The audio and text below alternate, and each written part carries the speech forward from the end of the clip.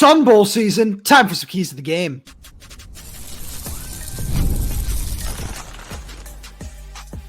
You are Locked On Huskies, your daily podcast on the Washington Huskies, part of the Locked On Podcast Network, your team every day.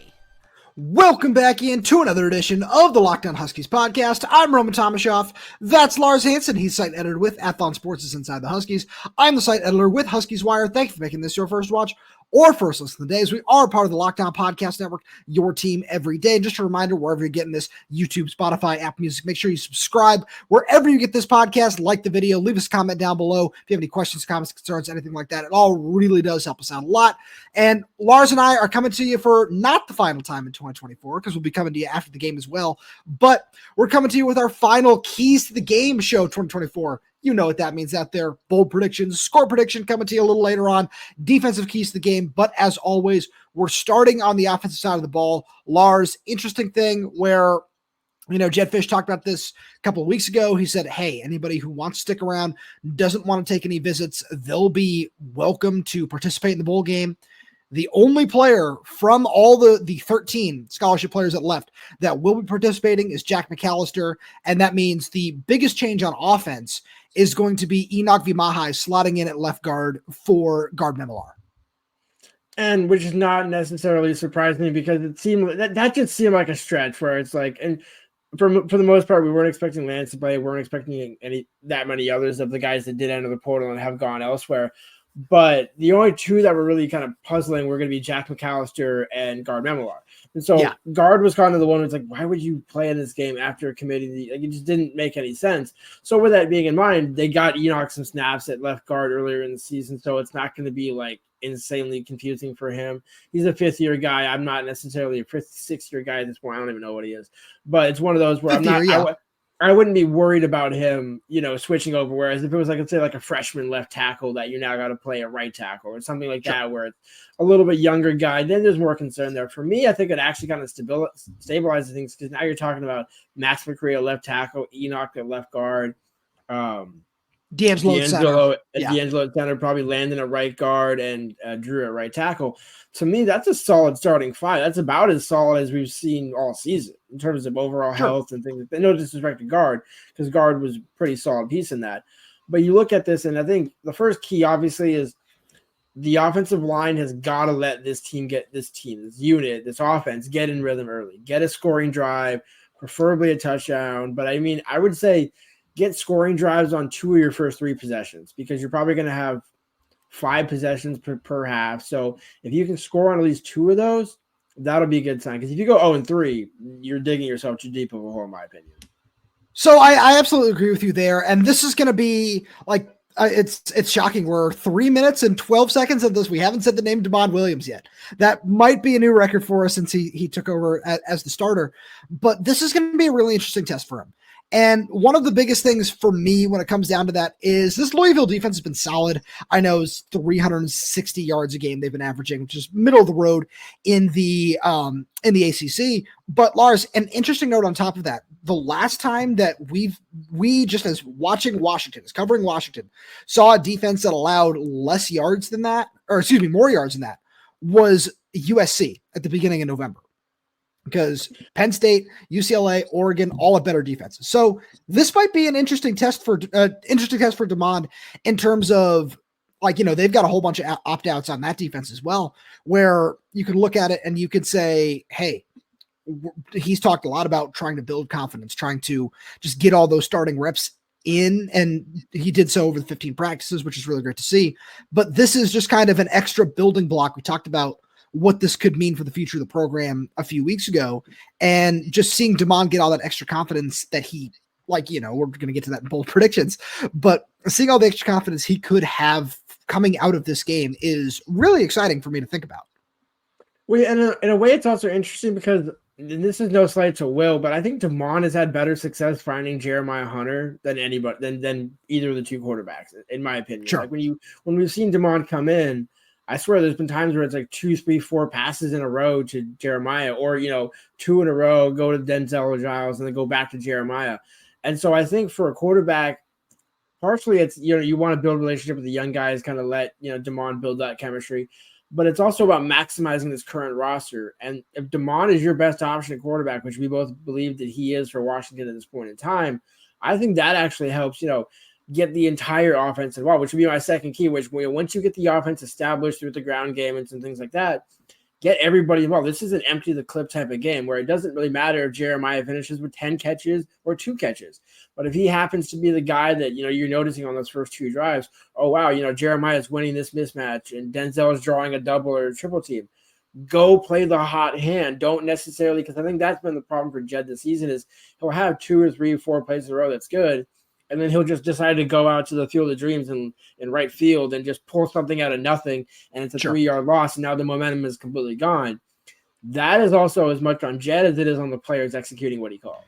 So I like where you're going with that, because one of the things that I had was very similar to that in terms of just open up the playbook, where have a little fun with it. Like, that's what part of bowl season is. But if you want to throw out some triple option stuff with Jonah Coleman and Adam Muhammad, I say that mainly because it's me dreaming that we're going to get a chance to see that at some point down the line.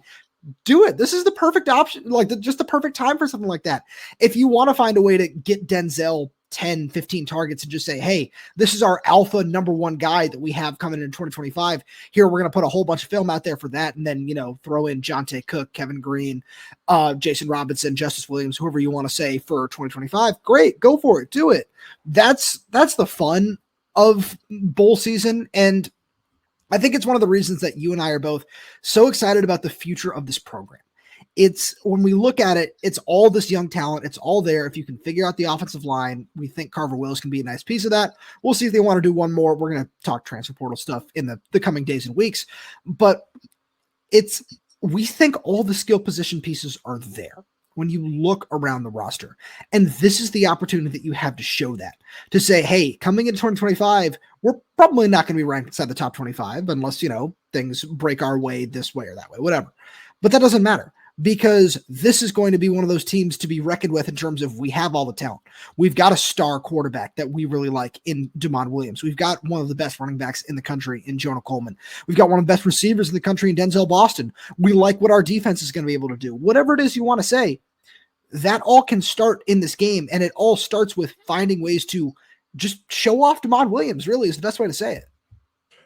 Right. Well, on top of that, kind of to tie everything together, there's no reason why you don't unveil everything. You're looking at Louisville and thinking, okay, it's a top. I mean, points wise, they're only allowing 1 more point than Washington per game, so it's kind of a bend but don't break defense where they give up a lot of yards, a little bit. I think slightly more than Washington, maybe in the same ballpark, but not as many points. And so points are gonna possibly be a premium, but as you mentioned with the opt-outs, it could not be.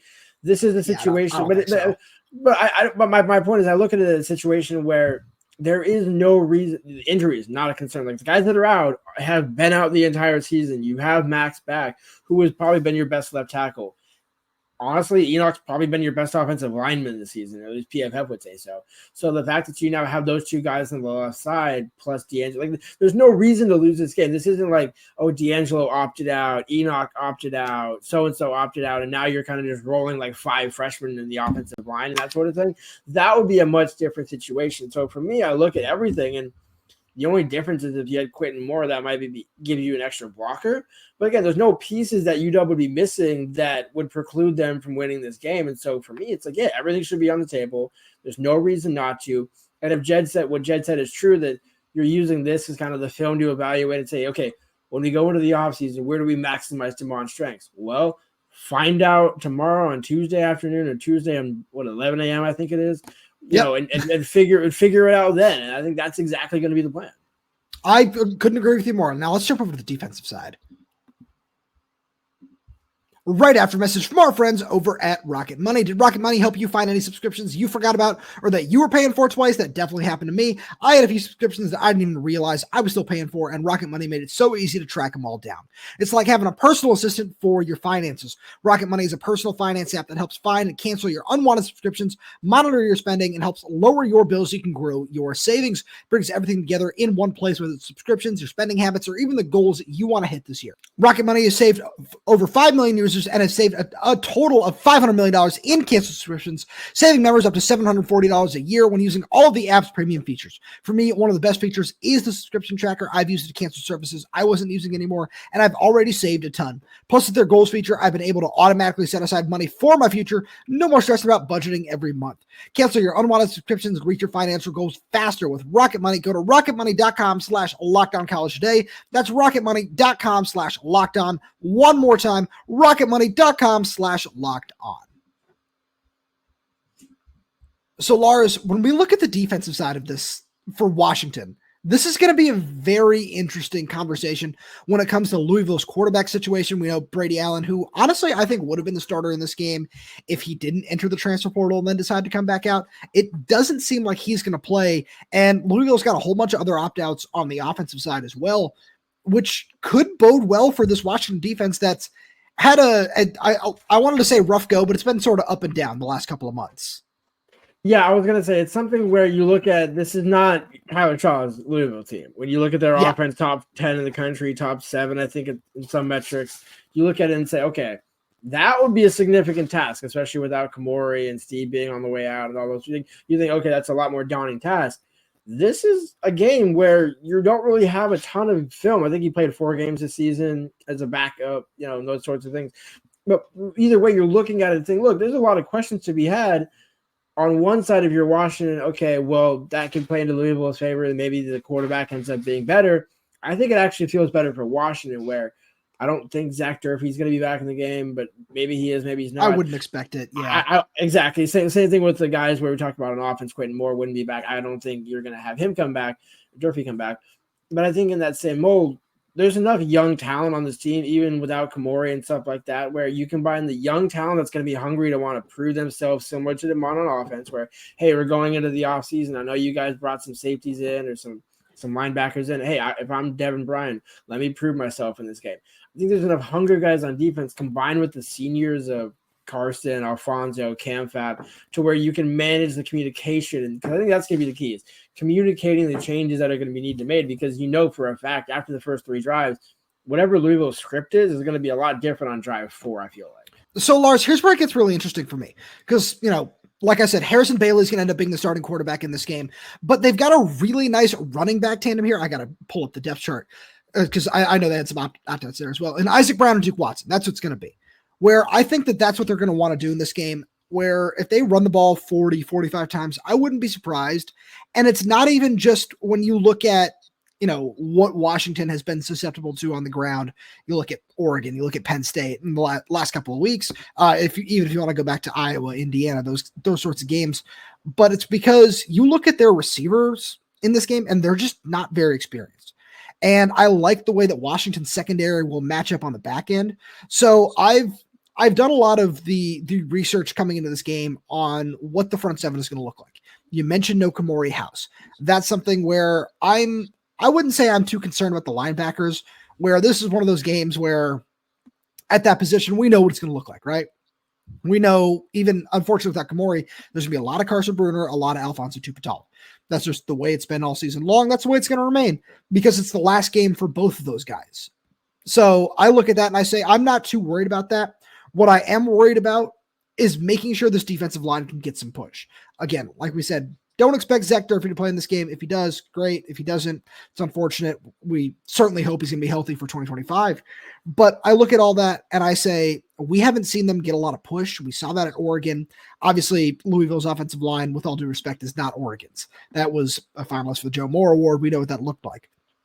But we need to see some kind of push from this defensive line, from whoever it might be, from Voy to Newfie, from Isaiah Ward, Jaden Wayne, Jacob Lane, whoever it's going to be that's playing in this game. You need to see some kind of push and collapse the offensive line, get into the backfield, because we just straight up have not seen that. No, we haven't, but also, like you mentioned, there's teams that kind of explain that away. Penn State, okay, I'm not surprised you lost the battle in the line of scrimmage there. Oregon, same sort of thing. But this is a very winnable game in the trenches if you're Washington. And I know, kind of both teams, not both teams, but, Louisville's had some significant opt-outs when you look at the receiver. Now all those talented players now become, when you have an offensive line, if you have a quick receiver like that can make those big plays, you take that away. Now the offensive line gets even worse in terms of, now you're looking for your second and third read with a backup quarterback. Sure. Again, that's what I'm saying. All the reasons are there for Washington to eat. It's just about, and even, you could say, like, okay, even if Steve knows he's on his way out, or you don't think he wants to, you don't take pride in that game. Like, you don't think, and by the way, I do want to say for the record, it wasn't an easy decision for Steve to potentially leave. I know, again, reports are that he's expected to be the defensive coordinator at UNC and all that. So he's going to take some pride in this last game. Like, this is on him. And so I know for a fact, Steve is going to be invested in making some unique calls, picking up some defensive schemes that'll say, you know what, we're going to actually, get after them early in the first half. Because I think it's not just about getting after him and kind of, getting that push. It's getting after him early so you can really get that separation and not have to worry about making this a 4-quarter game. But see, this is the thing where I want to just continue discussing getting push, because we saw him call a lot of, I don't want to say big fronts, but a lot of blitzes early on in the Oregon game. But it didn't work because there was no pressure, and Dylan Gabriel had all day. And I think that's going to be a little different with the way Louisville is going to want to run the ball in this game. But that's the biggest thing. It's getting after him is fine, but are you going to do it effectively? That's been the biggest question, because we know Steve Belichick is going to blitz. He's got one of the highest blitz rates in the Big Ten. Like, I don't think that's where we're going to end up looking. It's, are you going to be able to do it effectively? And there was this whole avenue that you want to be able to go down, and how is this going to, affect the play calling in 2025, different things like that. But with Ryan Walters probably taking the job, that's all kind of a moot point at this point. But I want to spend the last couple minutes here on the secondary, just so we can make sure we cover every level of the defense here. Because like I said, I think Washington has a somewhat significant advantage on the back end. And a lot of that is thanks to somebody like Thaddeus Dixon. And I think that he's going to be somebody that I'm going to be watching really closely in this game, because if I were to make a guess right now, if he were to take his final year of college eligibility or go to the NFL, personally, I would say that I think he's leaning towards the NFL.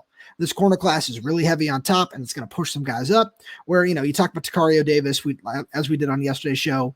I still think that he's somebody who could benefit from another year of school, just in terms of he can go from being a second tier corner in this class, which is, again, very top heavy, to being the number one corner off the board in 2026. And that helps Thad in terms of, hey, this is a guy who's probably going to be, second, third round pick, maybe at this point in time. If he can have one more strong game, that could really just continue to elevate his stock, and he can go get the money that he feels that he deserves. Yeah, and not that Thad can control this at any point, but the guys he's going to be going against are guys that he should be able to dominate, guys that he should be able to lock down. And so, again, it's not saying, you're picking on weaker competition. It's like, no, but if you're an NFL team, it's like, oh, you know what? Yeah, you didn't play great competition, but he allowed, one catch on 4 targets for, 12 yards. Like, if he can have that type of lockdown game, and you can force Louisville to run the ball and just kind of force them to be completely one-dimensional, or do whatever you need to do it. That's all those things benefit Washington at the end of the day. And you look at, because their main leading receiver opted out, declaring for the NFL draft and those sorts of things. So You look at it and say, okay, if you're, no matter if you're Thad or Prysock for that matter, like, you guys should be able to lock down this receiving core. Like, there's nothing that, to me, and again, Harrison Bailey, seems like a fine kid, but you shouldn't get picked on by a backup quarterback, even if he's a junior or senior, whatever the case may be. That's somebody where this is a situation where everything is favoring you. You have no reason not to execute.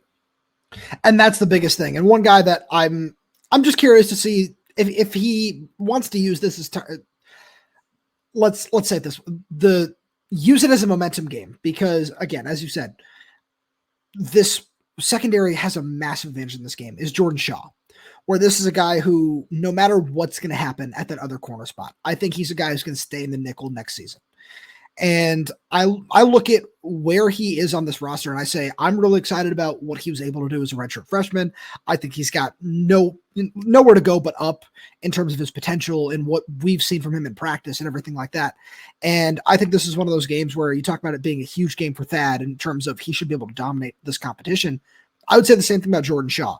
I think that Washington's secondary is the biggest advantage that this team has in this game outside of quarterback and running back, where I think Louisville might have a better overall rushing attack, but I think that Jonah Coleman and Damon Williams are the two best players in terms of at their position in this game.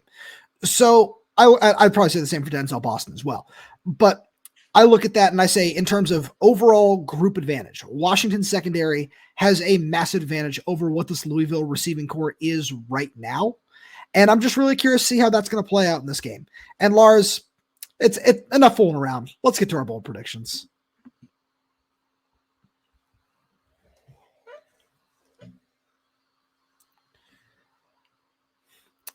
In normal Lock on Huskies fashion, I forgot who's supposed to go first in this game, but I'm going to just kind of usurp you here, Lars, because I have one that I have to take away from you, and I'm sorry for this, but I've got to take it. It's a DeMond Williams prediction.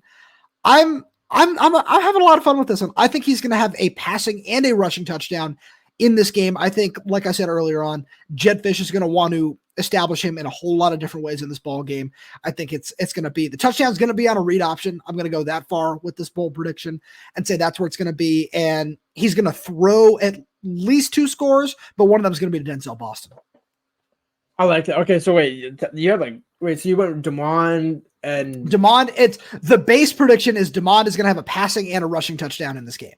Okay, I was going to say, because I heard Denzel, I heard like 3 different names. I jumped the gun there. That's on me. No, because I was going to say, I'll give you the DeMond one, and I'll give you Denzel's stat line.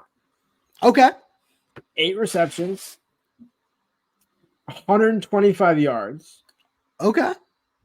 No 2 scores. Nice. I like it. I have that one in here as well. But just I look at this when it comes to Denzel, and I'm sure you feel the same way. You just like this matchup for him as well, right? Exactly. It's a winnable. There's no reason why. And I mentioned Jeremiah in the early onset just to be like, hey, you can get Jeremiah working for 4 for 50 and still have Denzel go for 8 for 125 and a buck or 2. Sure. So I like where you're going with that, or you're just leaving me Jonah Coleman here. I'll take it. I don't know if it's going to be his heaviest workload game, and this is because this is a twofold for me, where I think Washington is going to try to run the ball a lot in this game, but it's not going to be just Jonah all game long. I think you want to make sure he stays healthy in this game. So if he gets 12, 14 carries, I wouldn't be surprised. I think we're going to see Adam Muhammad get a lot in this game as well. So give me 85 rushing yards for Jonah Coleman. I want 40 for Adam Muhammad. And this is just an overall rushing prediction here. Give me 40 more for DeMond Williams. So it adds up to 160, 170 yards on the ground, but it's going to be split, I want to say, somewhat evenly between the other 2 guys behind Jonah. So I'm going to do a 3 parlay here. Okay. We're going wild today. It's the end of the year. It's very simple, but it's keeping in theme with everything that we've said today. You're building for the future. All 3 freshmen on offense get a touchdown. Ooh. Adam Muhammad gets his first career rushing touchdown. Okay. Decker DeGraff gets another receiving touchdown to make up for the Penn State game. And DeMond Williams gets at least 1 rushing touchdown. All right. I'm glad we're both in the rushing touchdown boat here, where that's just a fun one to have here. So let's jump over to the defensive side, because I honestly had a lot of fun with this one, because there are so many guys on this side of the ball that are playing their final game. And I feel like we have to start with the tackles, which has become just a staple of our bold prediction segment here. And I think we're going to see not necessarily the highest total, but we're going to see it split pretty evenly between Carson, Bruner, and Alphonzo Tuputala. So I want to say that they tie for the team lead with 8+ tackles in this game. We've seen a couple where, they'll go crazy. They'll have 14, 15. And this certainly could be one of those games, but I think the defensive line might play well. I don't know if it's going to be necessarily stellar, but they're going to play well enough to hold Louisville under 4 yards a carry, going there as well. And I think that Carson, Bruner, and Alphonzo Tuputala are going to tie for the team lead with 8 tackles each. It's funny because I swear every time we think there's going to be one guy with 14, 10, 12, 14, it never ends up happening. That's the other reason I'm not doing that. And I think Steve Belichick's defense is proven, you're never going to have one guy with the Ben Burke-Herman of like 20, but you're going to have like 3 guys with about 7 each. That gets you close enough to it, which is why I'm going to go for a team defensive stat. 4.5 tackles for loss is the over-under. I'm going to go slightly under, but give me the 4, because I think they're going to have 4 tackles for loss by the end of the game. Give me Voy for 1.5. Give me who else is left on the other side of that? I'm trying to think of who else. Give me 1 for Isaiah Ward. Give me 1 for Carson Bruner and 1 for Alphonzo. All right. I like where you're going with that. The more I look at this, I don't know what this pass rush is going to do in this game. I wanted to, do something bold like that and say, 4 sacks, whatever. I'm not going to do that. I think that the pass rush is just not going to have a lot of chances to operate in this game. But I think Voy is the one who's going to get a sack, if anybody. So, yeah, because I've got a couple different guys written down over here that I wanted to go for and just say, hey, this guy might get a sack, that guy might get a sack. But I'm just going to stick with one player gets a sack in this game for Washington, which I feel is pretty bold. And that player is going to be Voy Tanufi, who is also playing in his final college game, which would be an awesome way to send him out. Yeah, I was thinking of going Voy or Alphonzo for one of the seniors is getting a sack. Actually, probably the 3. I mean, you can do whatever you want, man. Well, I mean, the everydayers are like these guys are going crazy. There's just so many that we're throwing out here. Well, see, I just don't want to be too ridiculous because to your point, looking at the number of sacks, so I think they get 2, 4, 5 sacks by offensive linemen this season. Sure. So, like to me, off the bat, that doesn't necessarily scream like a team that's going to give up a lot of sacks, shall we say? Now, yeah, exactly. That was the other thing that I kind of factored into this, where I thought that they might have a lot of opportunities, but with just the way that this quarterback situation is playing out, this is one of the things that made this game so tough for us when we started getting into this and started trying to break it down. There are so many opt-outs, and you go back and you watch the film and you say, this could be what's going on. That's going to be what's going on. But no, that guy's not playing. Oh, this guy's not playing either. Exactly. And also on some level, you don't even know about the young guys coming in. Like, hey, maybe they rise to the occasion, or maybe Washington's guys rise to the occasion. You're looking at maybe Jane Wayne has 2.5 sacks and he abuses the backup. Oh, that'd be awesome. Or you're right, but it's one of those where, like, if we predict that right now, which is why I'm kind of throwing that out into the ether. So if it happens to be, it's like, hey, see, see, one of those is going to hit. We just point at what's against the wall. We don't point against the misses. But with that being said, I think there's so much opportunity for this defense. I'm going to go 1.5 turnovers. Okay. I don't know if I should take the over because it's basically 1 or 2. And I wouldn't. I'm gonna set it at 1.5. I think there will be 1 turnover. I think probably a fumble. I can see if they actually do rush the ball a lot, I can see Carson, Alphonzo, Voy.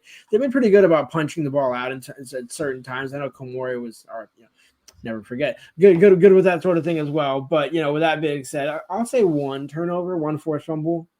So I have a turnover written down, and it's one of those things where I tried to base a lot of these bold predictions around the guys who are playing in their final game. Wanted to try to send some of these guys off on a high note. So the 1 turnover I have in this game is an interception for Cameron Fabiculanen. I think that'd be fun to send him out on a high note with something like that. So that one's more of just like a gut, hey, this would be really cool, than it is like, I think this is going to play out in a certain way sort of thing. But that'd just be a fun one. So I'm trying to think. I was going to say, off the top of my head, I don't know how many times he has had 1 punt in a game this season. Once. Beautiful. Against Iowa. Nice. That's hilarious. I would have not by the way, would not have guessed that was the game that Jack McAllister had only 1 punt this season. But if the offense does what we think it should do, there really shouldn't be that many drives that don't end in points in terms of field goals or touchdowns, or if Jedd gets into – probably if they get to the 40-yard line, they're probably going to go for it. I would imagine. I can see that. Yeah.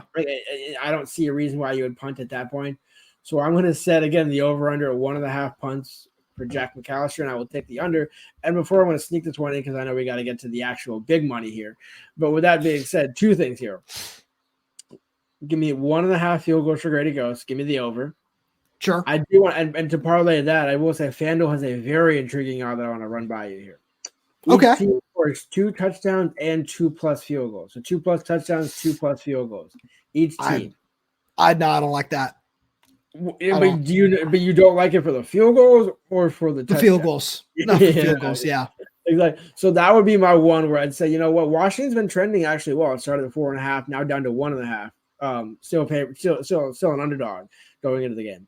But I think, the money seems to be betting towards Washington. So I guess if you really want to go crazy and, throw $5 on that plus 880 odds, I mean, like the ROI on that one right there. I mean, sure.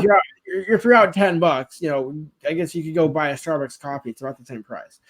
So with that being said, Yeah. It's not. No, I was gonna say it's one of those. There's enough build up to there, but we had to get a Grady Go shout out there for everything that Grady has done this season, and he also is not transferring. Again, yeah. The window is closed, so he is sticking around for. I feel like that story kind of went under notice there, but so I'm torn on this one because the unknowns make me think. Well, what has Louisville got up their sleeve? What could they pull that maybe 9-4, it's just not their year, but it's an 8-4 team, so they got to be pretty good, right?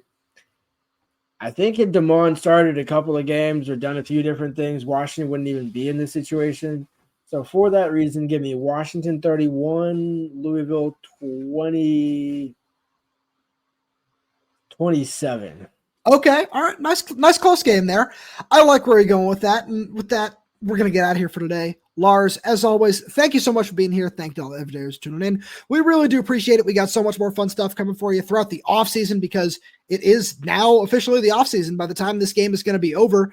And so to make sure you're up to date with everything that we've got going on, make sure you subscribe wherever you get your podcast. So that's YouTube, Spotify, Apple Music, Amazon Music. We're there. We're everywhere. We're updating this channel with new content every single day. So make sure you click that like button, click that little bell so you don't miss when we post new video. If you have any questions, comments, concerns, drop them right down below in the comment section. And if you're audio only, please leave us 5-star reviews. It does help us out a lot. Thank you so much for tuning in, and we'll talk to you after the game.